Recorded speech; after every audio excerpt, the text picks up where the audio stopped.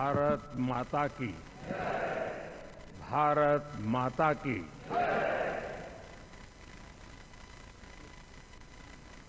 मैं सबसे पहले तो इस सभागृह में उपस्थित एनडीए घटक दलों के सभी नेतागण, नवनिर्वाचित सभी सांसदगण और हमारे राज्यसभा के भी सांसदगण, आप सबका हृदय से बहुत बहुत आभार व्यक्त करता हूं।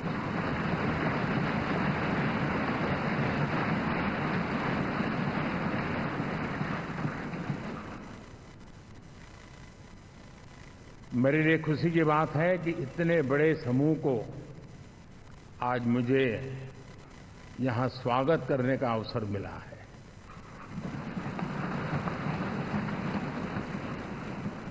जो साथी विजयी होकर के आए हैं वे सभी अभिनंदन के अधिकारी हैं,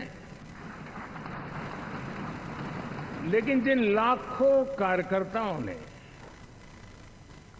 दिन रात परिश्रम किया है, न उन्होंने दिन देखा न रात देखी, और इतनी भयंकर गर्मी में हर दल के कार्यकर्ता ने जो पुरुषार्थ किया है, परिश्रम किया है, मैं आज संविधान सदन के इस सेंट्रल हॉल से सर झुका करके उनको प्रणाम करता हूं।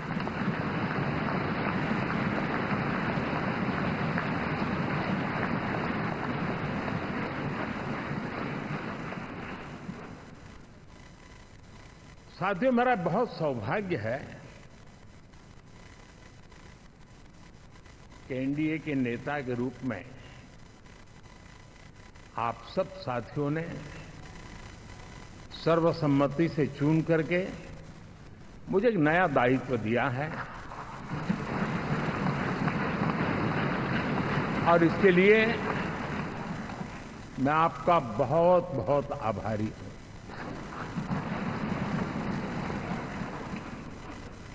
व्यक्तिगत जीवन में एक मैं जवाबदारी का एहसास करता हूं। जब 2019 में इस सदन में मैं बोल रहा था, आप सबने मुझे नेता के रूप में चुना था, और तब मैंने एक बात पर बल दिया था, विश्वास। आज जब आप मुझे फिर से एक बार ये दायित्व देते हैं, इसका मतलब है कि हम दोनों के बीच, हम आपस में विश्वास का सेतु इतना मजबूत है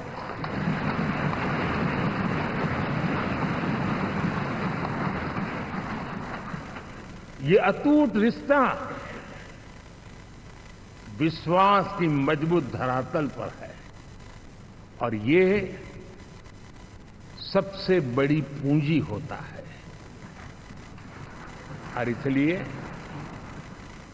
ये पल मेरे लिए भावुक करने वाले भी है, और आप सबके प्रति जितना धन्यवाद करूं उतना कम है।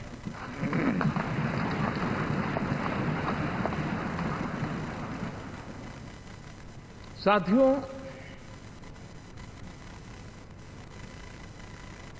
बहुत कम लोग इन बातों की चर्चा करते हैं, शायद उनको सूट नहीं करता होगा, लेकिन हिंदुस्तान के इतने महान लोकतंत्र की ताकत देखिए कि एनडीए आज देश में 22 राज्यों में लोगों ने उनको सरकार बना करके सेवा करने का मौका दिया।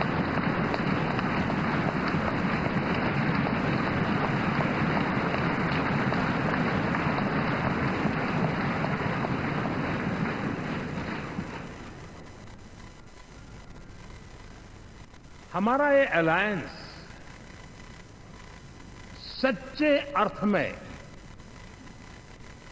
भारत की असली जो स्पिरिट है, जो भारत का आत्मा है, भारत की जड़ों में जो रचा बसा है, उसका एक अर्थ में प्रतिबिंब है।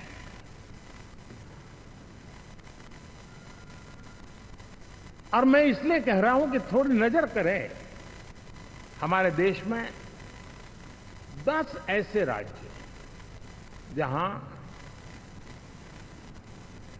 हमारे आदिवासी बंधुओं की संख्या प्रभावी रूप से है, निर्णायक रूप से है, जहां इस आबादी आदिवासियों की ज्यादा है, ऐसे 10 राज्यों में से 7 राज्यों में एनडीए सेवा कर रहा है।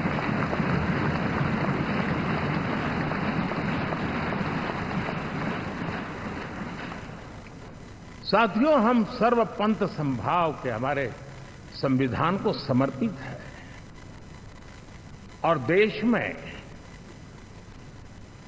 चाहे हमारा गोवा हो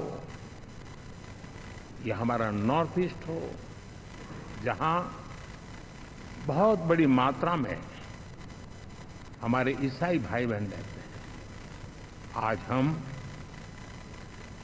उन राज्यों में भी एनडीए के रूप में सेवा का अवसर हमें मिला।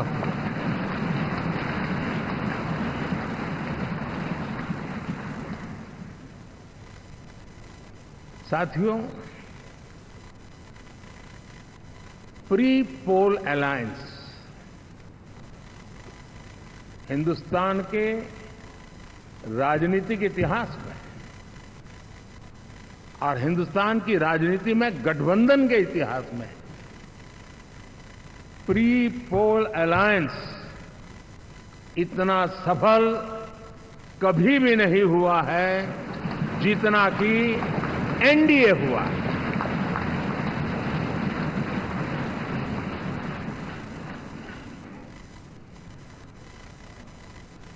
और ये गठबंधन का विजय,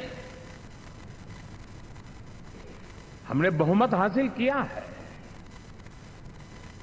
और मैं कई बार कह चुका हूं, शब्द अलग होंगे लेकिन मेरे भाव उसमें एक सातत्य है।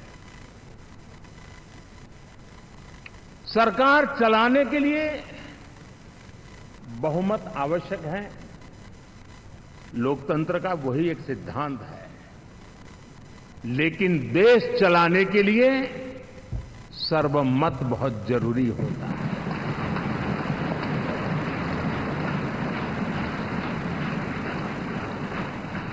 और मैं आज देशवासियों को यहां से विश्वास दिलाना चाहता हूं कि आपने जिस प्रकार से हमें बहुमत देकर के सरकार चलाने का सौभाग्य दिया है, ये हम सबका दायित्व है कि हम सर्वमत का निरंतर प्रयास करेंगे और देश को आगे ले जाने के लिए हम कोई कोर कसर नहीं छोड़ेंगे।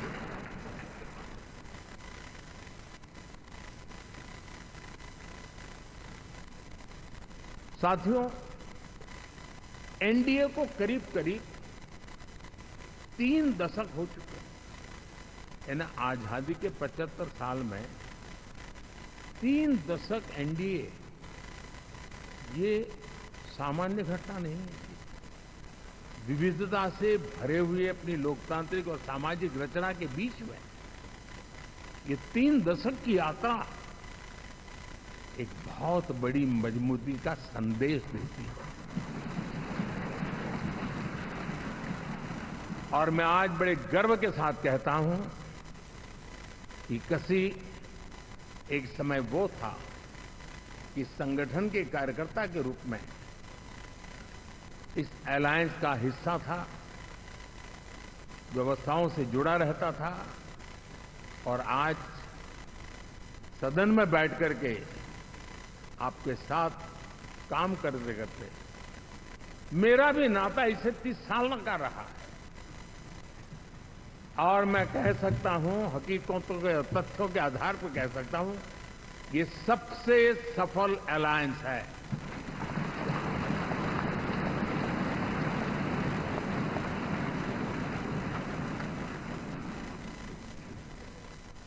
हम गर्व से कह सकते हैं कि 5 साल का टर्म होता है। इस अलायंस ने 30 साल में से 5-5 साल के 3 टर्म सफलतापूर्वक पार किए हैं और अलायंस चौथे टर्म में एंटर कर रहा है।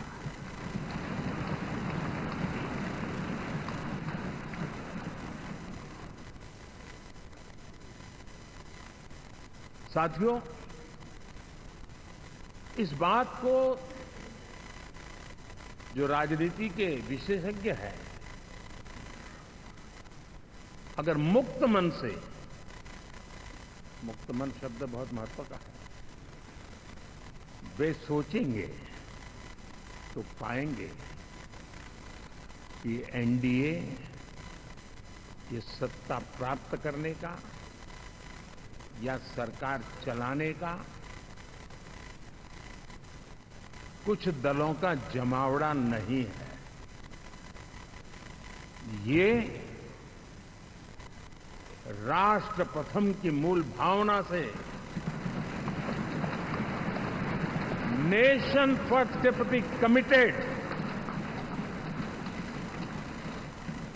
वैसा ये समूह है। और 30 साल का लंबा कालखंड शुरू में शायद असेंबल हुआ होगा, लेकिन आज मैं कह सकता हूं कि भारत के राजनीतिक व्यवस्था में एक ऑर्गेनिक अलायंस है।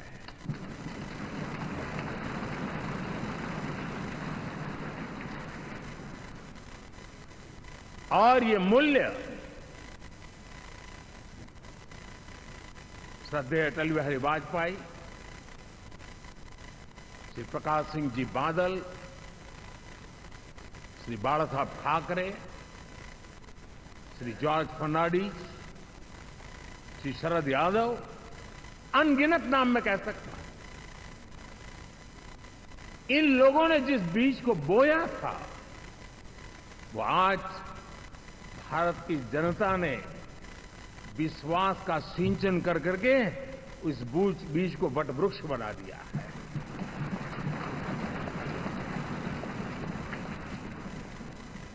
और हम सबके पास ऐसे महान नेताओं की विरासत है और हमें इसका गर्व है। बीते 10 वर्षों में हमने एनडीए की उसी विरासत, उसी मूल्यों को लेकर के निरंतर आगे बढ़ने का और देश को आगे बढ़ाने का प्रयास किया है। जैसे मैंने कहा, मुक्त मन से राजनीति के विश्लेषक अगर विश्लेषण करेंगे तो देखेंगे कि एनडीए का जो लोग दिखते हैं ना, उसमें एक कॉमन चीज नजर आती है और वो है गुड गवर्नेंस। इन सब ने अपने अपने समय में, अपने अपने कार्यकाल में जब जब जहां सेवा करने का मौका मिला है, गुड गवर्नेंस इस देश को दिया है। और इस प्रकार से एनडीए, एक प्रकार से एनडीए कहते ही गुड गवर्नेंस ये अपने आप पर्यायवाची बन जाता है। साथियों, हम लोगों के सभी के कार्यकाल में, चाहे मैं गुजरात में रहा हूं या बाबू हमारे आंध्र में रहे हो या नीतीश जी ने बिहार के लिए भरपूर सेवा की, हम सबके अंदर केंद्र बिंदु में गरीब का कल्याण केंद्रस्थ रहा है।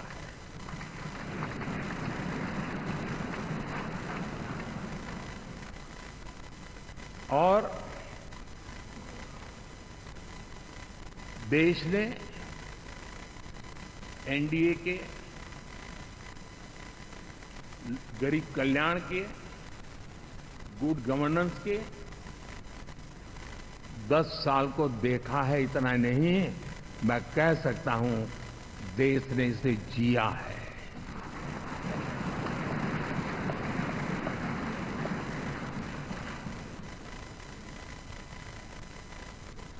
जनता जनार्दन ने सरकार क्या होती है, सरकार क्यों होती है, सरकार किसके लिए होती है, सरकार कैसे काम करती है, इसको पहली बार अनुभव किया है। वरना जनता और सरकारों के बीच में एक खाई की व्यवस्था ही बनी हुई थी। हमने उसको पाट दिया है। हमने सबका प्रयास का मंत्र देश को नई ऊंचाई पर ले जाने के लिए चरितार्थ करके देखा है। साथियों, एनडीए सरकार में हम अगले 10 साल में, मैं बहुत जिम्मेवारी के साथ कह रहा हूं, अगले 10 साल में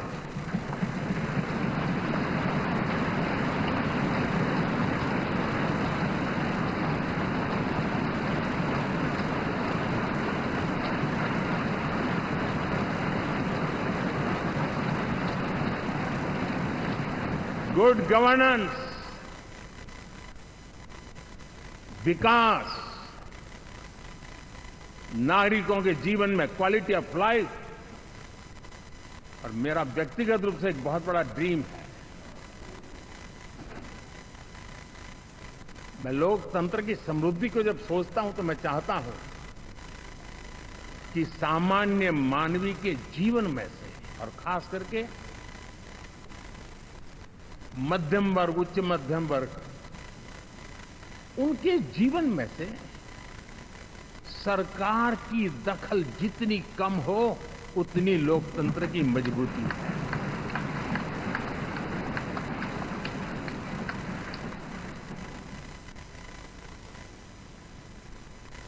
और आज के टेक्नोलॉजी के युग में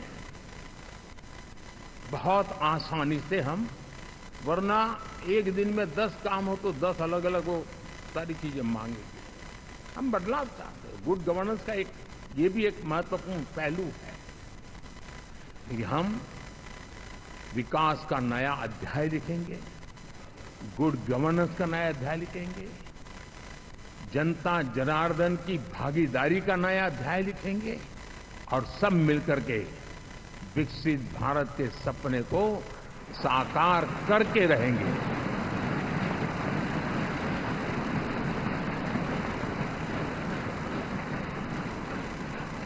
साथियों, एनडीए में, और मैं अगर विस्तार से कहूं तो सदन में किसी भी दल का कोई भी जनप्रतिनिधि होगा, मेरे लिए सब बराबर है।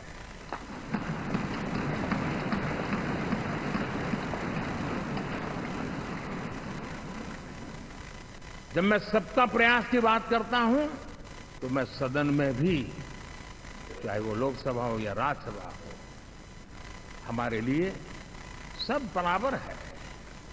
और यही एक भाव है जिसके कारण 30 साल से एनडीए अलायंस मजबूती के साथ आगे बढ़ा है। अपना पराया कुछ नहीं है। सबको गले लगाने में हमें कभी कोई कमी नहीं रखी है। उसी का परिणाम है कि जनता का विश्वास भी जीत पाते हैं। साथियों, हमने 2024 में जिस टीम भावना से काम किया है और ग्रासरूट लेवल पे किया है, सिर्फ फोटो ऑप करना, नेता मिलकर के हाथ हिलाएं और फिर तुम्हारे रास्ते में मेरे रास्ते, ऐसा नहीं। ग्रासरूट लेवल तक सबने मिल करके ये जो काम किया है, और उसी ने हमें ऑर्गेनिक अलायंस का सामर्थ्य दिया है।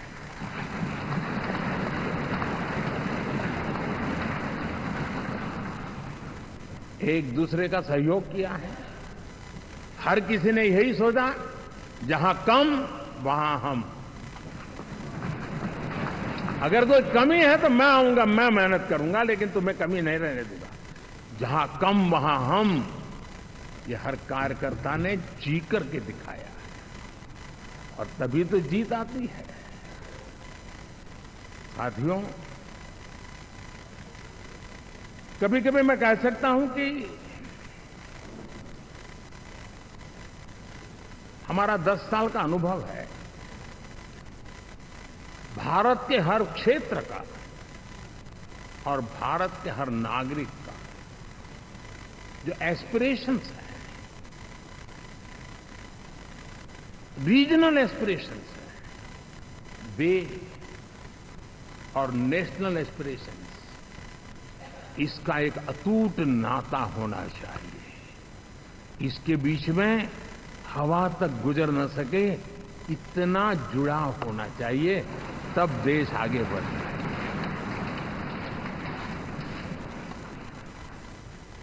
साथियों,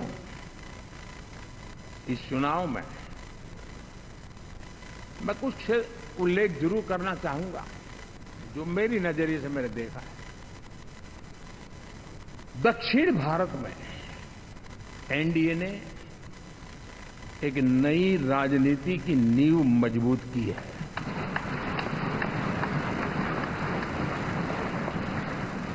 अब देखिए, कर्नाटक एंड तेलंगाना, अभी अभी तो इनकी सरकारें बनी थी, लेकिन पल भर में ही लोगों का विश्वास टूट गया, भ्रम से लोग बाहर आ गए और एनडीए को गले लगा दिया। कर्नाटक और तेलंगाना में दोनों जगह।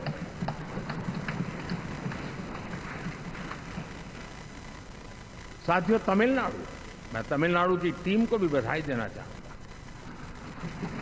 और वहां हमारा एनडीए समूह बहुत बड़ा भी है, और कईयों को पता था कि हम एक साथ एक सीट नहीं लड़ा पाएंगे, लेकिन इस लड़ाई में हम साथ रहेंगे। और मैंने बहुत से एनडीए के साथी तमिलनाडु में ऐसे हैं कि जिनका कोई उम्मीदवार नहीं था, लेकिन इस झंडे को ऊंचा रखने के लिए वो जी जान से जुटे थे।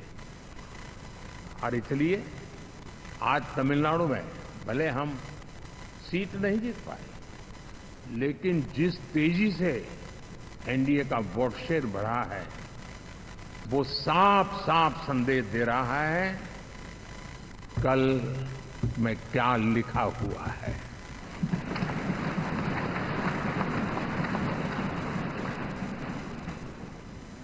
साथियों, पुडुचेरी हो, केरला, हमारे सैकड़ों कार्यकर्ताओं के बलिदान थे। यूडीएफ हो या एलडीएफ हो, शायद हिंदुस्तान के राजनीतिक जीवन में इतना जुल्म एक विचारधारा को लेकर के जीने वालों के ऊपर हुआ होगा तो सिर्फ मैं कह सकता हूं केरल में हुआ है। जम्मू कश्मीर से भी ज्यादा हुआ है। उसके बावजूद भी सामने कहीं विजय नजर नहीं आता था। उन्होंने परिश्रम की पराकाष्ठा में कभी पीछे नहीं रहे, पीढ़ियां खपा दी। और आज पहली बार संसद में केरल से हमारा प्रतिनिधि बन के आया।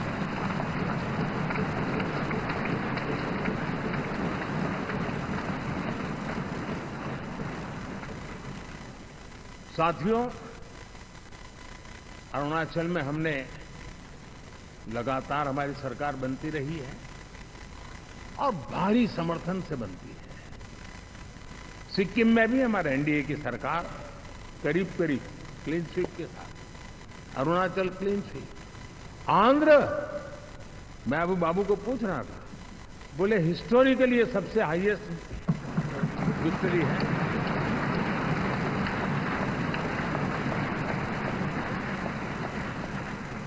और ये जो यहां दिखता है ना पवन, ये पवन नहीं, आंधी है।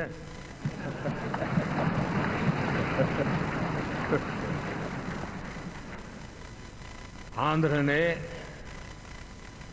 इतना बड़ा हमारे प्रति जनमत दिया है।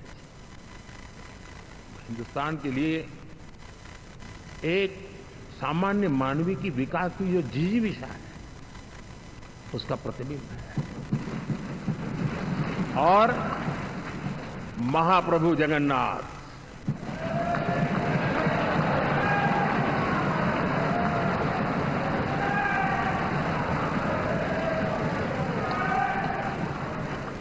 और मैंने अनुभव किया हमेशा। मैं हमेशा मानता हूं ईश्वर के अनेक रूप होते हैं, लेकिन जब मैं भगवान महाप्रभु जगन्नाथ जी को याद करता हूं तो मैं हमेशा मानता हूं ये गरीबों के देवता है।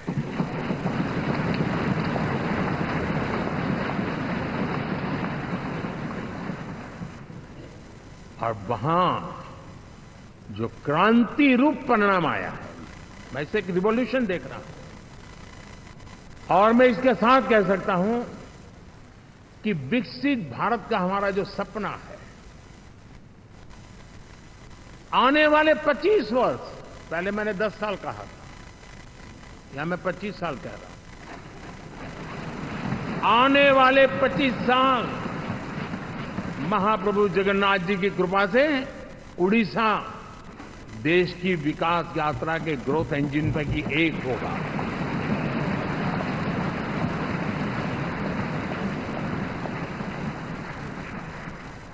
साथियों, हम लोग 4 जून के नतीजे चल रहे थे, मैं तो अपने काम में कुछ व्यस्त था, बाद में फोन आना शुरू हो गए। तो मैंने किसी को पूछा, यार ये तो ठीक है आंकड़े वांकड़े, तो मुझे ये बताओ कि ईवीएम जिंदा है कि मर गया?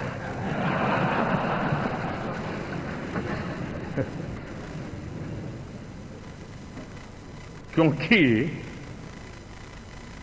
ये लोग तय करके बैठे थे कि भारत के लोकतंत्र और लोकतंत्र की प्रक्रिया के प्रति विश्वास ही लोगों का उठ जाए, और लगातार ईवीएम को गाली देना। और मुझे तो लगता था कि शायद इस बार वो ईवीएम की अर्थी का जुलूस निकालेंगे, लेकिन 4 जून शाम आते आते उनको ताले लग गए, ईवीएम ने उनको चुप कर दिया। ये ताकत है भारत के लोकतंत्र, ये ताकत है भारत की निष्पक्षता की, ये भारत की ताकत है भारत के चुनावी तंत्र की, चुनाव आयोग की। और मैं मानता हूं कि ये आशा करता हूं कि 5 साल तो अब ईवीएम शायद मुझे नहीं सुनाई देगा, लेकिन जब 29 में हम जाएंगे तो फिर से शायद ईवीएम को लेकर के नाचने की शुरुआत करेंगे, क्योंकि इनके सुधरने की संभावना बहुत कम है। आप देखिए, चुनाव के समय मैंने पहली बार देखा, शायद हर तीसरे दिन इलेक्शन कमीशन के काम में रुकावट आए, इसके लिए सुप्रीम कोर्ट के दरवाजे खटखटाए गए, भांति भांति की एप्लीकेशन, और एक ही टोली थी। और लोकतंत्र के प्रति जिनका भरोभार अविश्वास, ऐसे लोग सुप्रीम कोर्ट का उपयोग करते हुए कैसे रुकावट डाले, इसका निरंतर प्रयास करते रहे। और चुनाव आयोग की ताकत का एक बड़ा हिस्सा अदालतों में, इस पीक अवर्स में, चुनाव के पीक अवर्स में, यानी कितनी निराशा लेकर के ये लोग मैदान में आए थे कि उन्होंने पूरा हमला उसी इंस्टीट्यूट पे लगा दो ताकि चुनाव के कोई भी परिणाम आए, हम दुनिया के सामने भारत को भी बदनाम कर लें।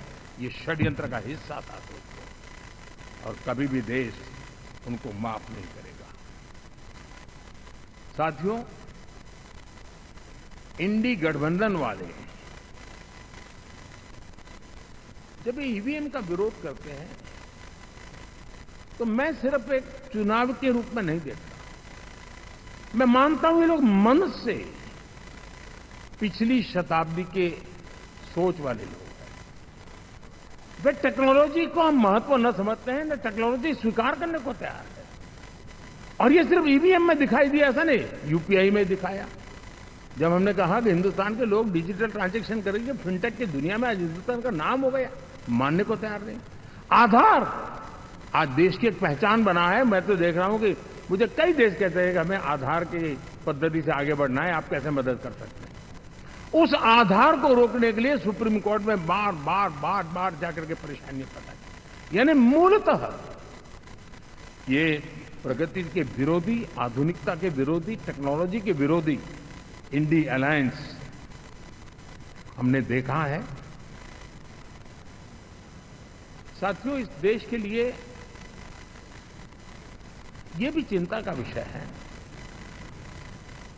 कि विश्व में भारत के लोकतंत्र की ताकत को कम आंकने का प्रयास, और कितना एक्सट्रीम है। मैं दुनिया में ढोल पीट रहा हूं कि हम मदर ऑफ डेमोक्रेसी है, और ये दुनिया में जाकर के बता रहे नहीं हमारे देश में तो डेमोक्रेसी ऐसा कुछ नहीं, कि वो मोदी बैठ गया है, वो एक चाय बेचने वाला यहां पहुंच कैसे गया, कुछ तो गड़बड़ की होगी। ये जो इनकी मनस्थिति है जी, भारत के नागरिकों को चुनाव प्रक्रिया के प्रति अविश्वास पैदा करने का जो उनका षड्यंत्र है, मैं मानता हूं कि अब दुनिया भी भारत के लोकतंत्र की विविधता, विशालता, व्यापकता, गहनता, इन सबको भी जानने समझने के लिए आकर्षित होगी। ऐसे इस चुनाव के नतीजे में देख रहा हूं। साथियों, जब 1 तारीख को मतदान पूरा हुआ और 4 तारीख को काउंटिंग, इस बीच की चीजों को आप देखिए। योजनाबद्ध तरीके से देश को हिंसा की आग में झोंकने का बयान दिए जाते थे। यहां इकट्ठे होना, यहां पहुंचना, यहां करना। कुछ लोग इस चीज को गंभीर नहीं लेते, लेकिन ये बहुत गंभीर है। आप भारत के लोकतंत्र को, पहले उसकी व्यवस्था को अनादर करते हो, अब परिणाम आने से पहले एक ऐसा माहौल बना दो कि बस आग लगा देंगे। हर प्रकार से उन शब्दों का अर्थ यही निकलता है कि उन्होंने देश को उस दिशा में ले जाने का प्रयास किया था। लगातार देश को गुमराह करने का प्रयास किया गया, देश के लोगों को बांटने का प्रयास किया। अरे, चुनाव एक ऐसा लोकोत्सव होता है कि ज्यादा से ज्यादा लोगों को हम जोड़े, तोड़ने के लिए नहीं होता है। लेकिन हर प्रकार से कोशिश यही की गई। साथियों, मैं मानता हूं कि 2024 के लोकसभा के चुनाव के जो नतीजे हैं, हर पैरामीटर से देखेंगे,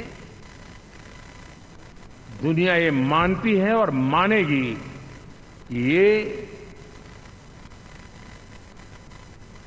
एनडीए का महाविजय है।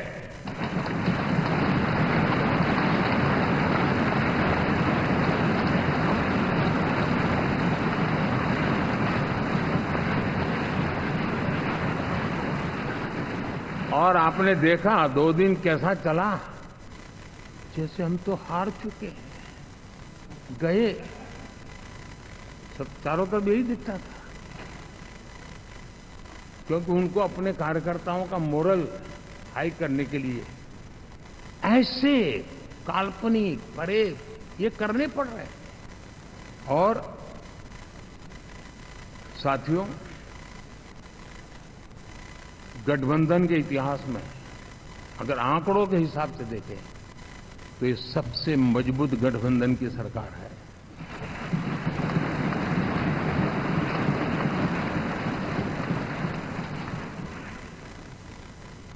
लेकिन कोशिश ये की गई कि इस विजय को स्वीकार न करना,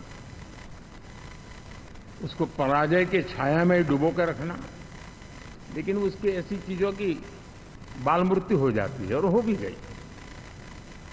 लेकिन देशवासी जानते हैं कि न हम हारे थे, न हम हारे हैं।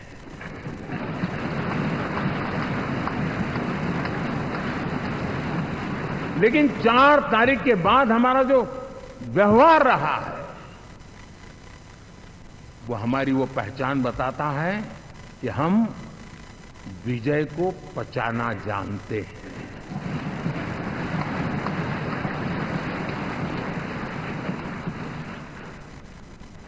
हमारे संस्कार ऐसे हैं कि विजय की गोद में उन्माद पैदा नहीं होता है और न ही पराजित लोगों के प्रति उपहास करने के हमारे संस्कार हैं। हम विजय को भी पचाते हैं और पराजित का भी उपहास करने की विकृति हम नहीं पालते। ये हमारे संस्कार हैं। अब किसी भी बालक को पूछो कि भाई लोकसभा के चुनाव के पहले सरकार किसकी थी, तो कहेगा एनडीए। 24 के नतीजों के बाद सरकार किसकी बनी, एनडीए। तो हारे कहां से भाई? पहले भी एनडीए थी, आज भी एनडीए और कल भी एनडीए है।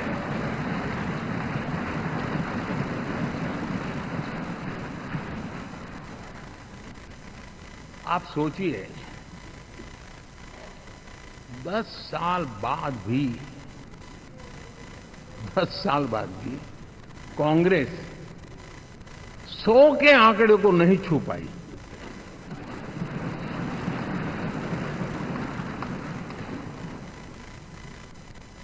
और अगर मैं 14, 19 और 24 3 चुनावों को जोड़ करके कहूं, कांग्रेस के 3 चुनाव जोड़ूं, तो इन 3 चुनावों में जितनी सीटें मिली है उससे ज्यादा हमें इस चुनाव में मिली है।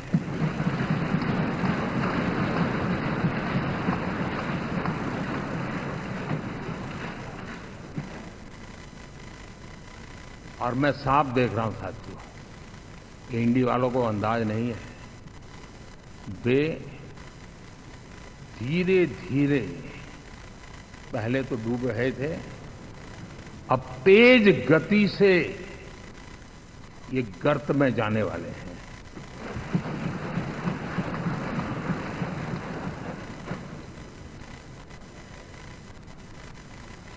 साथियों,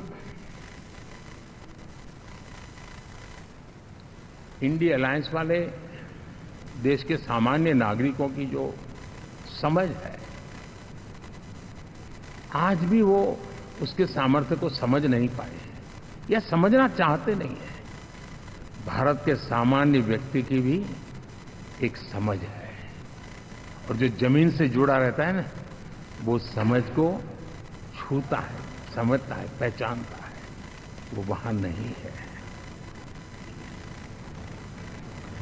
साथियों, इन लोगों का जो व्यवहार रहा है 4 तारीख के बाद, मैं आशा करता था कि वे लोकतंत्र का सम्मान करेंगे, लेकिन उनके व्यवहार से लगता है कि शायद उनमें ये संस्कार आए, इसके लिए हमें और इंतजार करना पड़ेगा। और तो मैं ज्यादा कुछ कह नहीं सकता। और ये वो लोग हैं जो खुद की पार्टी के पीएम का अपमान करते हैं, उसके निर्णयों को फाड़ देते हैं। खुद की पार्टी को विदेशी मेहमान आ जाए तो उसके लिए चेयर नहीं होती थी। ये सारे दृश्य आपने देखे हैं। और मैं समझता हूं कि इन सारी स्थितियों में से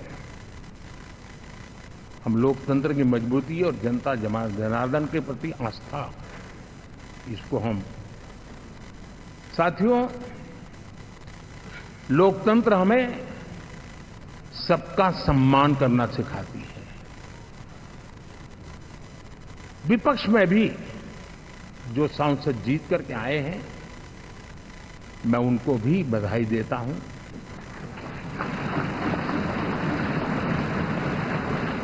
और मैं पिछले 10 वर्ष में एक चीज मिस कर रहा था कि debate, participation, quality of debate मैं मिस कर रहा हूं। लेकिन मैं आशा करता हूं कि अब इस नया जो सदन बना है वो कमी मुझे खलेगी नहीं, शायद हमारे साथी भी राष्ट्रहित की नियत के साथ सदन में आएंगे और भले वो विपक्ष में बैठे होंगे, लेकिन राष्ट्र के विपक्ष में नहीं है, हमारे विपक्ष में है। राष्ट्र में तो हम सब एक ही दिशा में हैं।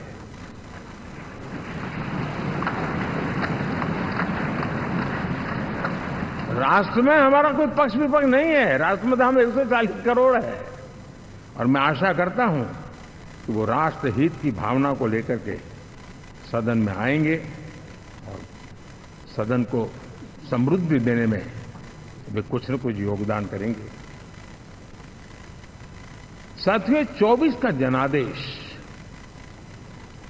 एक बात को बार बार मजबूती दे रहा है, बार बार मजबूती दे रहा है कि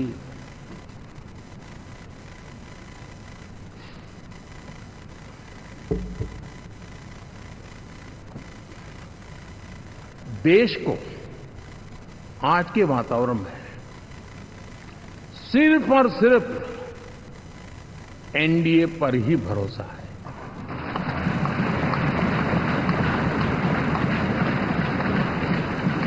और जब इतना अटूट विश्वास है, इतना भरोसा है, तो स्वाभाविक है देश की अपेक्षाएं भी बढ़ेगी और मैं इसे अच्छा मानता हूं और हम सबका कर्तव्य भी मानता हूं। और इन अपेक्षाओं को पूर्ण करने के लिए,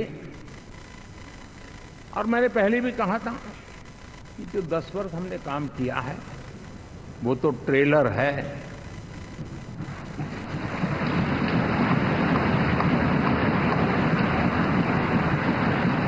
और वो मेरा चुनावी वाक्य नहीं था, ये मेरा कमिटमेंट है। हमें और तेजी से, और विस्तार से, और तेज गति से देश के आकांक्षाओं को पूर्ण करने में रत्ती भर भी विलंब नहीं करना है।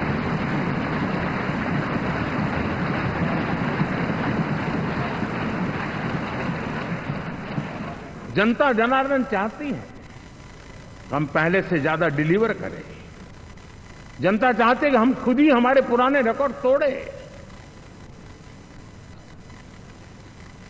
और मैं साथियों एक तरफ एनडीए रखूं, दूसरी तरफ भारत के लोगों के सपने और संकल्पों को रखूं, तो मैं कहूंगा NDA, new India, develop India, aspirational India.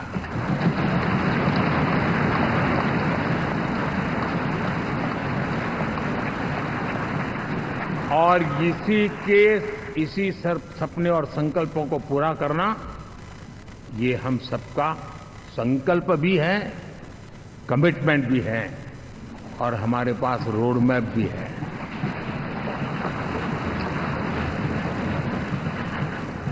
साथियों, एनडीए ने हमेशा करप्शन फ्री, रिफॉर्म ओरिएंटेड, स्थिर सरकार देश को दी है। जब जब हमें अवसर मिला हम लोगों ने काम किया है। उसके सामने कांग्रेस नेतृत्व वाली यूपीए, अब उन्होंने पुरानी अपनी छवि सुधारने के लिए नाम बदल दिया, लेकिन पहचान घोटालों की है। आए दिन घोटाले, यही पहचान रही है।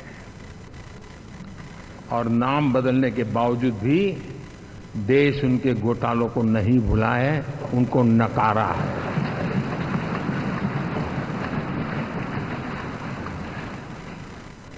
और मैं कह सकता हूं साथियों, इंडी अलायंस वालों ने एक व्यक्ति का अपोज करने के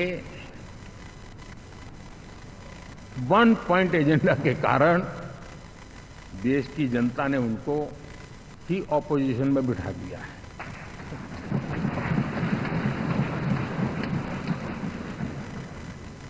एनडीए विकसित भारत, इस संकल्प को लेकर के चुनाव में गया था। देश के लिए सकारात्मक सोच को लेकर के गया था। देश की युवा शक्ति के सामर्थ्य को समझ करके नए अवसरों को लेकर के देश को आगे बढ़ने की बात लेकर के गया था, जबकि हमारे सामने जो लोग थे वो भ्रम फैलाना, झूठ फैलाना, यही गुमराह करने वाले काम यही करते रहे थे। अब एनडीए और उनका देखें, इवन नामांकन में जाएंगे तो भी आपको देखेगा उनका चुनाव प्रचार, उनका नामांकन, हम लोगों का एक एक दृश्य देख लीजिए और उनका एक एक दृश्य देखिए, कितना बड़ा अंतर है। हर चीज में उनका कैरेक्टर दिखाई देता है। और क्या रहा, फोटो ऑप के लिए तो उन्होंने अलायंस घोषित कर दिया, लेकिन कितने ही राज्यों में वो आपस में लड़ते रहे हैं, चुनावी जंग में एक दूसरे की पीठ में छुरा भोंकते रहे हैं। कभी उन्होंने कहा कि ये तो हमारा वैचारिक अलायंस है, वो भाई विचार लेवल पर ठीक है, बाकी नीचे तो हमारा अपना हम तैयार करेंगे। और अब फिर उन्होंने कहा कि भाई हम तो सीट के आधार पर अलायंस करेंगे, टोटल न भी करें, ये भी खेल खेला। और अभी तो चुनाव पूरा शुरू कर दिया कि ये तो हमारा अलायंस लोकसभा के चुनाव के लिए ही था, बाद में नहीं है, ये भी शुरू कर दिया। यानी मैंने बहुत पहले कहा था कि आप देख लेना 4 जून के बाद बिखराव शुरू हो जाएगा, और वो शुरू हो चुका है। इसका मतलब ये हुआ कि वो सिर्फ और सिर्फ सत्ता सुख के लिए एक दूसरे का साथ देने की कोशिश करते थे, लेकिन उनमें उनका अगर स्वार्थ निश्चित होता तो साथ देना, वरना नहीं देना, ये कैरेक्टर था। साथियों, ये लोग कितने ही बड़े झूठे बोलते रहे हैं। और आप देखिए, चुनाव के समय उन्होंने देश के सामान्य नागरिक को गुमराह करने के लिए जो पर्चियां बांटी कि ये देंगे और वो देंगे और टिकना देंगे, फलाना देंगे, 2 दिन से मैं देख रहा हूं कि कांग्रेस के दफ्तरों पर लोग कतार लगा के खड़े हैं कि ये पर्ची है, 1 लाख रुपया कहाँ है, लाओ भाई, मांग रहे हैं लोग। यानी आपने जनता जनार्दन की आंखों में कैसा उनको भ्रमित किया, कैसी आंख में धूल झोंक दी कि वो बेचारा सामान्य नागरिक मान के चलता था, हाँ भाई 4 जून के बाद रुपया मिल जाएगा, इसलिए वो जाके खड़ा रह गया। और अब उसको धक्का मारा जा रहा है, डंडे मारे जा रहे हैं, वहां से निकाला जा रहा है। अब इस प्रकार का चुनाव ये अपने आप में देश के गरीबों का अपमान है, हमारे देश के सामान्य नागरिकों का अपमान है। और कभी भी देश ऐसी हरकतों को न भूलता है, न ही कभी माफ किए बिना माफ कभी करता है।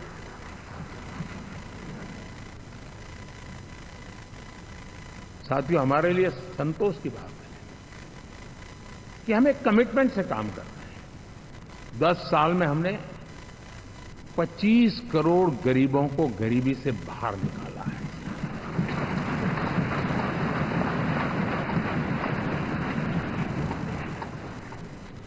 गरीब कल्याण का एक सुरक्षित मजबूत कवच दिया है हम लोग को, और उसके अंदर भी एक नए एस्पिरेशंस पैदा हुए हैं कि हाँ, अब मुझे गरीब नहीं रहना है, और उसके लिए मुझसे जो हो सकेगा मैं हर अवसर का फायदा उठाऊंगा। 3 करोड़ गरीबों को घर, ये ऐसे कहने का आंकड़ा नहीं है जी, कितनी मेहनत पड़ती है मुझे मालूम है, लेकिन हम सफलतापूर्वक इसको कर पाए। 4 करोड़ लोगों को दे चुके हैं, 3 करोड़ का हम संकल्प लेकर के आज से आगे बढ़ेंगे। यानी ये भी हिम्मत है कि 4 करोड़ देने के बाद जिन परिवारों का विस्तार हुआ है, जरूरत पड़ी है, और राज्यों की भी उसमें इच्छा है, 3 करोड़ नए घर बनाने का संकल्प। 70 वर्ष की आयु से ऊपर के व्यक्तियों को, नागरिकों को 5 लाख रुपए तक इलाज के लिए मुफ्त इलाज की व्यवस्था। मुद्रा योजना के तहत हमारे नौजवानों को कारोबार के लिए 20 लाख तक की उनकी बैंक से उनको लोन मिले, इसकी व्यवस्था। ये मैं समझता हूं कि वायदा हमारे तीसरे कार्यकाल की गारंटियां, सब मैं अभी बताता नहीं हूं, लेकिन इन गारंटियों के प्रति हम कमिटेड हैं और उसे पूर्ण करने के लिए हम कोई कमी नहीं रखेंगे। साथियों, गरीब का सशक्तिकरण और मिडिल क्लास को सुविधा, ये हमारी प्राथमिकता है, क्योंकि मध्यम वर्ग अब इस देश का एक बहुत बड़ा चालक वर्ग है। भारत की ग्रोथ स्टोरी में ये ऐसे ऐसे नए फोर्सेस मैं देख रहा हूं जो हमारी बहुत बड़ी शक्ति बनने वाले हैं, और इसलिए हम उस पर भी उतना ही, और मिडिल क्लास की बचत कैसे बढ़े, सेविंग कैसे बने, उसके लिए, उसकी क्वालिटी ऑफ लाइफ के लिए हम क्या कर सकते हैं, हमारी योजनाओं का विस्तार कैसे किया जाए, हमारे नीति नियमों में बदलाव कैसे किया जाए, उस पर भी हम आने वाले दिनों में काम करते हैं। साथियों, पंचायत से पार्लियामेंट तक हमारी नारी शक्ति की सक्रिय भागीदारी, ये हमारा कमिटमेंट है, और हमने हमारे पिछले कार्यकाल में नारी शक्ति वंदन अधिनियम करके उस बात को हमने आगे बढ़ाया है। और वो दिन दूर नहीं होगा जब हमारे सदन में बहुत बड़ी तादाद में हमारी माताएं बहनें देश का नेतृत्व करती हुई दिखाई देगी।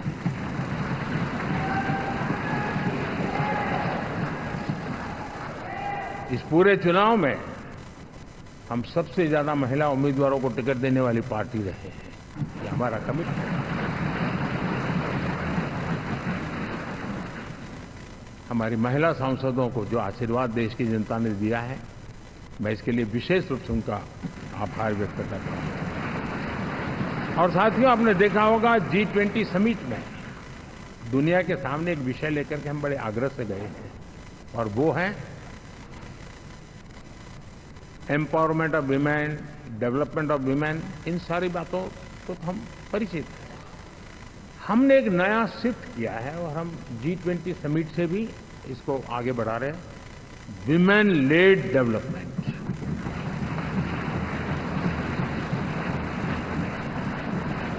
एक बार हमारा इस प्रकार का कमिटमेंट बनता है तो परिवर्तन बिल्कुल साफ नजर आता है। साथियों, एनडीए का ये कार्यकाल बड़े फैसलों का है, तेज विकास का है, और अब हम समय गंवाना नहीं चाहते कि हम 5 नंबर की इकोनॉमी से 3 नंबर की इकोनॉमी पर पहुंचना।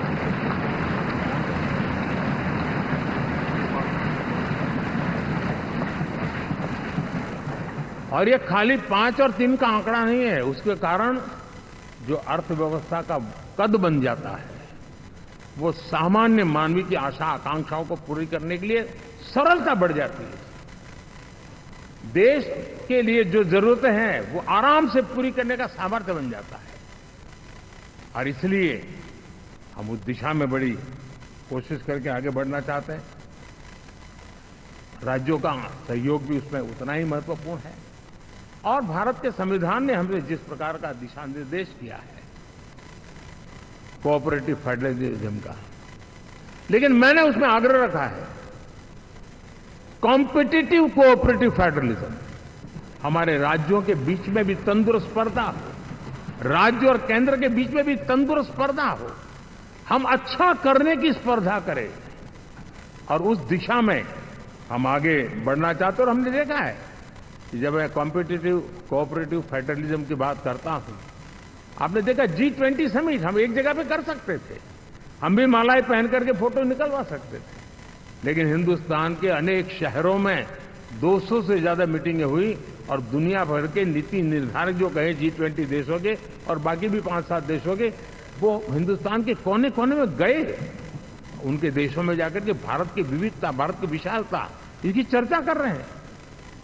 उनके लिए आश्चर्य है, हमने तो दिल्ली आकर के वापिस जाते थे, पता ही नहीं था कि देश इतना बड़ा है। ये अपनी एक ताकत का परिचय हुआ है। हमने कोविड में देखा, राज्यों के साथ कोऑपरेशन के साथ हमने जिस प्रकार से लड़ाई लड़ी, और एक सूत्र में रह करके लड़े, दल किसी का भी हो सरकार में, लेकिन हमने इस काम को किया क्योंकि हमारा कोऑपरेटिव फेडरलिज्म के प्रति कमिटमेंट है। एस्पिरेशनल डिस्ट्रिक्ट एक ऐसा मॉडल है गवर्नेंस का जिसमें राज्य भी उतना ही सक्रियता से हमारे साथ जुड़े हुए हैं। और दुनिया के लिए जो डेवलपिंग कंट्रीज हैं, उनके लिए गवर्नेंस का एक ऐसा मॉडल प्रस्तुत हो रहा है जिसका अब तो केस स्टडी के रूप में दुनिया के अनेक यूनिवर्सिटी केस स्टडी करना शुरू की है।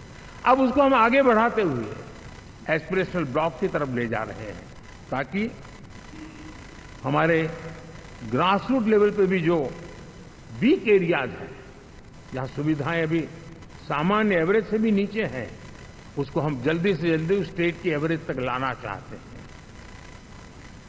देश का रीजन, कोई भी क्षेत्र हो, सर्वांगीण विकास को लेकर हम चले। साथियों, गत 10 वर्ष में इंफ्रास्ट्रक्चर के क्षेत्र में हमने एक बहुत बड़ा, यानी सोचने में भी बदलाव लाए। जमीन पर तो लाए, वरना हमारे देश में सोचा चलेगा यार, हमारे एक बार कर लो ना, उस सारे में से बदलाव नहीं। अब तो अच्छा ही चाहिए, बड़ा ही चाहिए, जल्दी से जल्दी पहुंचाने वाला चाहिए। सामान्य मानवीय के मन को हमने इससे प्रेरित भी किया है और पुरुषार्थ करके हमने उस दिशा में काम किया है। 5 साल में हमें गति शक्ति, यानी इस प्रकार के प्लेटफॉर्म पर जो काम किया है, जो काम 6-6, 8-8 महीने तक नहीं होता था, वो आज 15-20 दिन में कर सकते हैं। सर, टेक्नोलॉजी का उपयोग करके हम काम कर रहे हैं। और ये जब होता है तो उसका मूल फायदा देश के नौजवानों के लिए रोजगार के अति अवसर बन जाते हैं। उनके लिए जीवन में सिलेक्शन के लिए बहुत बड़ा दायरा बढ़ जाता है। और वो हमें, साथियों, आज भारत दुनिया में विश्व के लिए एक नया मैन्युफैक्चरिंग हब के रूप में उभर रहा है। और जब हम मैन्युफैक्चरिंग हब कह रहे हैं, तब सिर्फ इलेक्ट्रॉनिक गुड्स या सर्विसेज की मैं बात नहीं कर रहा हूं। मैं फूड प्रोसेसिंग में भी आज दुनिया में हम बहुत तेजी से आगे बढ़ रहे हैं, और वो भारत के किसानों को बहुत बड़ी ताकत देने वाला है। उसी प्रकार से स्पेस हो, आर्टिफिशियल इंटेलिजेंस हो, स्टार्टअप्स की बात हो, स्किल जॉब अपॉर्चुनिटीज की बात हो, आज भारत बहुत तेजी से आगे बढ़ेगा, बढ़ रहा है, ये मेरा विश्वास है। साथियों, मुद्रा योजना, ड्रोन दीदी, विश्वकर्मा योजना, इसने भी नई संभावनाओं को जन्म दिया है। साथियों, हमारी संस्कृति, हमारी विरासत, उसके प्रति हम जितना ध्यान केंद्रित करेंगे, दुनिया के लिए आकर्षण का केंद्र बनेगा। और इसलिए हम उन दिशा में, और मैं मानता हूं भारत के लिए टूरिज्म एक ऐसा एवेन्यू है जो गत शताब्दी में हमें कभी, यानी आज से लेकर के पीछे के 100 साल में कहूं, ऐसा अवसर नहीं मिला है जैसा आने वाले 25 साल में मिलने वाला है। दुनिया भारत की तरफ मुड़ने वाली है। अब हमारा काम है हम इसके लिए आवश्यक व्यवस्थाओं को विकसित करें। हमारी विरासत के प्रति हम हमारा पर्यटन का विकास करते हुए एक विन विन सिचुएशन का हम फायदा उठाएं, और उसमें बहुत अधिक निवेश की संभावनाएं मैं देखता हूं। और ये ऐसा क्षेत्र है जिसमें हर स्तर के लोग कमाते हैं। गरीब से गरीब आदमी भी कमाता है और बड़ी बड़ी होटल वाला भी कमाता है। हर कोई इसमें कमाता है, और हमने टूरिज्म के हम बल देना चाहते हैं। बहुत पोटेंशियल है। आज जो इंफ्रास्ट्रक्चर के क्षेत्र खुले हैं, इसका फायदा उसको मिलता है। एयरवे हो, रेलवे हो, हमारे एक्सप्रेस वे हो, ये हमारा यातायात जितना बेहतर हो, और हमारा डिजिटल कनेक्टिविटी का जो काम है, ये इसके लिए एक बहुत बड़ा पॉजिटिव ग्राउंड तैयार कर रहा है, और जिसका फायदा मिलने वाला है। और जो वोकल फॉर लोकल और रीजनल टूरिज्म, इसको एक बल देने का काम है। साथियों, अब दुनिया एक नए युग में प्रवेश रही है। जिस समय औद्योगिक क्रांति हुई, उस समय हम गुलामी के दौर से गुजर रहे हैं। तो औद्योगिक क्रांति का जितना फायदा लेना चाहिए, हम नहीं ले पाए। अब एक नया युग शुरू हो रहा है, हरित युग, ग्रीन एरा। भारत के पास बहुत संभावनाएं हैं इसका नेतृत्व करने की, और हम इसके लिए आने वाले दिनों में ग्रीन हाइड्रोजन की बात हो, ग्रीन एनर्जी हो, या ग्रीन जॉब्स हो, या ग्रीन मोबिलिटी हो, इन सारे विषयों को हम इतनी तेजी से आगे बढ़ाना चाहते हैं ताकि इस हरित युग का नेतृत्व दुनिया में भारत का सामर्थ्य सिद्ध कर दें, ये हम चाहते हैं। साथियों, इसी सिलसिले में इस 5 जून को जब पर्यावरण दिवस था, 4 जून को नतीजे आ गए थे। तो उसी दिन मेरे मन में एक विचार आया कि कार्यक्रम 5 जून को हमने आरंभ किया।